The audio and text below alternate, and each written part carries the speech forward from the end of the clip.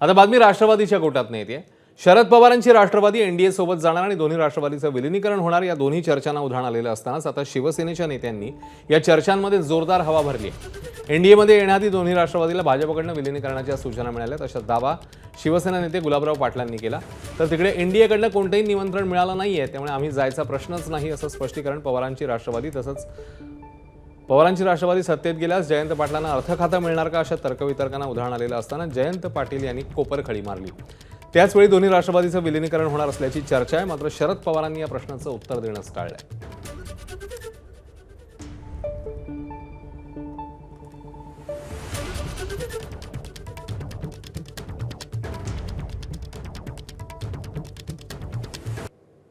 जयंत पाटील एनडीएच्या सरकारमध्ये सामील होतील आणि हो, मला आत्ताच एक माझ्या दिल्लीच्या मित्रांना बातमी सांगितली, काहीतरी गोड बातम्या येणार आहेत। बघू आपण, मी वाट पाहतो। स्वागत करत आहोत कुणाचं एनडीए जे येतील त्याचं स्वागतच करून आम्ही, नाही करायला काय झालं।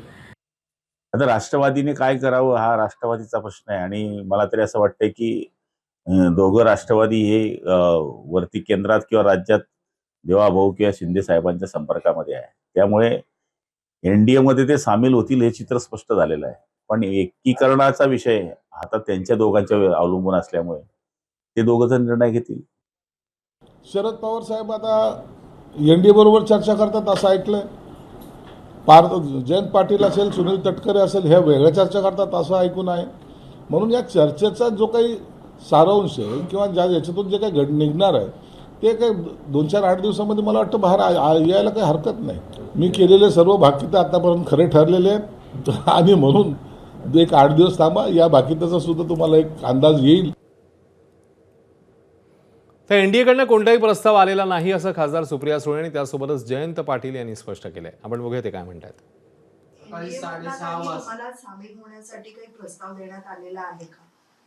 आदरणीय पवार साहेब, मी जयंतराव, अनिल देशमुख साहेब, राजेश टोपे असतील किंवा पक्षामधले सगळे ज्येष्ठ नेते असतील, आमच्यापैकी कोणालाही कुठलाही प्रस्ताव कुठल्याच पक्षातून आलेला नाही। एनडीएने काय आम्हाला निमंत्रण दिले की जायचा प्रश्न तयार होतो। मला असा प्रश्न तुमच्या मनात कसा येतो? आम्ही कुठल्याही स्पर्धेत नाहीये, आम्ही कुठलं खातं मागितलेलं नाही, कुठली मागणी केलेली नाही, पण तुम्ही त्याच्या आधीच मला गेल्या 2-3 दिवसात 2-3दा शपथ दिल्यासारखे दिसते। दरम्यान आमच्याकडे कोणताही नवा पक्ष येणार नाही हे मुख्यमंत्र्यांनी आधीच सांगितलं अशा शब्दात मंत्री गिरीश महाजनांनी प्रतिक्रिया दिली। मुख्यमंत्री महोदयांनी सांगितलं की आमच्याकडे नवीन पक्ष कुठला येणार नाही, स्पष्ट केलेलं आहे।